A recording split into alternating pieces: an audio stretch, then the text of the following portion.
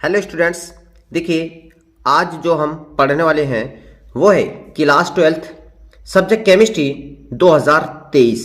जो आपका UP board exam होगा 2023 के लिए top 5 most important questions, chapter number 5 जिसका नाम है पृष्ठ रसायन। ये इंग्लिश में कहते हैं हम इसको सरफेस केमिस्ट्री। कितने नंबर में आएगा? 5, मतलब मार्क्स 5 नंबर में इस वाले चैप्टर में से आपको पेपर आएगा। तो स्टूडेंट्स, वो कौन से प्रश्न हैं जो इस बार 2023 के बोर्ड एग्जाम में आएंगे, तो उसको आपको तैयार करने हैं। बहुत अच्छे से हम लोग तैयार करेंगे, एक एक पॉइंट के बारे में समझेंगे। तो वो प्रश्न रहे आपके ये। अगर अभी तक आपने मेरे चैनल को सब्सक्राइब नहीं किया है तो प्लीज सब्सक्राइब कर लें, क्योंकि मैं आपको प्रोवाइड करा रहा हूं पूरी प्रश्न पत्र, जो भी इंपॉर्टेंट क्वेश्चंस हैं जिन्हें आप आसानी से तैयार कर सकते हो। तो देखिए हम शुरू करते हैं। क्वेश्चन नंबर 1, निम्न पर संक्षिप्त टिप्पणी लिखिए। तो निम्न पर संक्षिप्त टिप्पणी मतलब किस पर लिखिए? सबसे पहला आपको दिखाई दे रहा होगा टिंडल प्रभाव। तो स्टूडेंट्स ध्यान रखना, ये टॉपिक आपको तैयार करना टिंडल प्रभाव। अब मैं बताऊंगा आपको टिंडल प्रभाव से रिलेटेड प्रश्न किस तरीके से पूछेगा।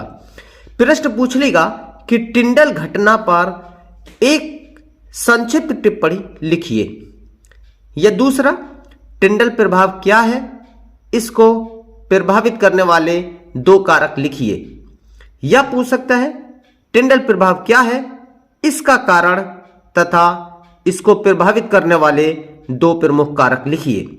तो स्टूडेंट्स ये प्रश्न का एक तरीके से प्रश्न बन जाते हैं। अगर आपने एक टॉपिक पढ़ लिया टिंडल प्रभाव, मतलब वही है, पूछने का तरीका अलग अलग हो सकता है। तो इसलिए आप इसको तैयार कर लेना, इस पर आपको टिप्पणी लिखनी है।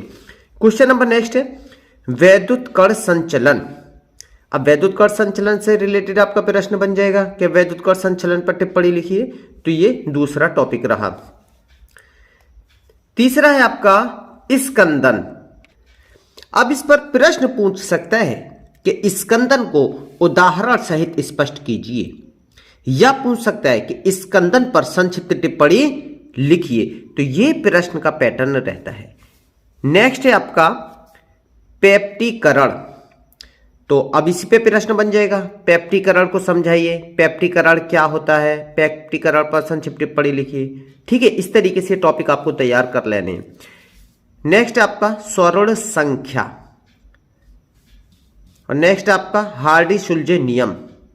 अब ये हार्डी-शुल्जे नियम है। अब हार्डी-शुल्जे नियम को कई प्रकार से पूछ सकता है कि हार्डी-शुल्जे नियम क्या है, या इसको स्कंदन शक्ति के बढ़ते क्रम में किस तरीके से लिखते हैं। तो वो टॉपिक आपके हार्डी-शुल्जे नियम से ही आएंगे। तो आपको तैयार करना है हार्डी-शुल्जे नियम, केवल वहीं से आपके प्रश्न 3-4 तरीके के बन जाते हैं। क्वेश्चन नंबर नेक्स्ट है आपका बिराउनी गति, अपोहन।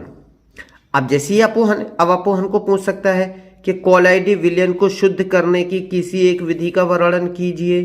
तो अब आपको क्या करना है, वो अपोहन ही लिखनी है, क्योंकि अपोहन विधि वो विधि है जो कोलाइडी विलयन को क्या करती है, शुद्ध करती है। जो कोलाइडी विलयन को शुद्ध करती है। तो इस तरीके से प्रश्न आपके बन जाते हैं। तो आपको ये तैयार करने हैं। Question number next, question number next है प्रश्न नंबर 2, भौतिक अधिशोषण तथा रासायनिक अधिशोषण ऑब्लिक रसोवशोषण में अंतर स्पष्ट कीजिए। स्टूडेंट्स ध्यान रखना है, इसको फिजिकल एड्सॉर्प्शन और इसको बोलते हैं हम केमिकल एड्सॉर्प्शन। मतलब ये रासायनिक अधिशोषण या इसकी जगह पर रसोवशोषण के नाम से पूछा जा सकता है। तो आप लोग कंफ्यूज नहीं होना, और इंग्लिश में ही इसको केमिकल एड्सॉर्प्शन ही कहेंगे। ठीक है, तो ये आपको लिखना है, इंपोर्टेंट, बहुत अच्छा प्रश्न है। क्वेश्चन नंबर नेक्स्ट, रक्षण किसे कहते हैं, उदाहरण देकर समझाइए। क्वेश्चन नंबर नेक्स्ट, प्रश्न नंबर 4, स्वर्ण संख्या या स्वर्णांक पर संक्षिप्त टिप्पणी लिखिए। तो स्टूडेंट्स बहुत अच्छा प्रश्न है इस बार, तो बहुत ही ज्यादा चांसेस इस प्रश्न के आने के। तो ये आपको बहुत सेलेक्टेबल प्रश्न है। अगर आप कुछ भी नहीं कर सकते तो इतना तो आप लोग कर ही सकते हो। और अगर ये भी तैयार आप नहीं कर सकते तो प्लीज़ आप पढ़िए ही मत, ठीक है, कोई ज़रूरत नहीं है फिर पढ़ने की। प्रश्न नंबर 5, द्रव स्नेही तथा द्रव विरोधी कोलाइडों में कौन अधिक स्थायी है? दोनों का एक एक उदाहरण दीजिए। तो किस स्टूडेंट्स, ये रहे आपके टॉप 5 मोस्ट इंपोर्टेंट क्वेश्चंस।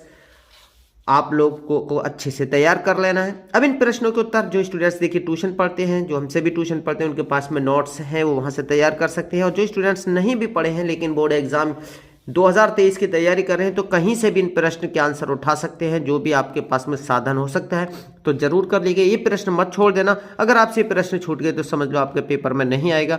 इसलिए अगर आपने ये प्रश्न तैयार कर लिए तो इनमें से आपके 2 प्रश्न सिर्फ पूछेगा, जो आपके 5 नंबर में आसानी से मिल जाएंगे। तो स्टूडेंट्स देखिए वीडियो कैसा लगा, अगर अच्छा लगा तो प्लीज़ लाइक ज़रूर करना और कमेंट्स बॉक्स में ज़रूर लिखना अपनी जो भी नीड है, और चैनल को सब्सक्राइब कर लेना। मिलते हैं नेक्स्ट वीडियो में। Okay, thank you.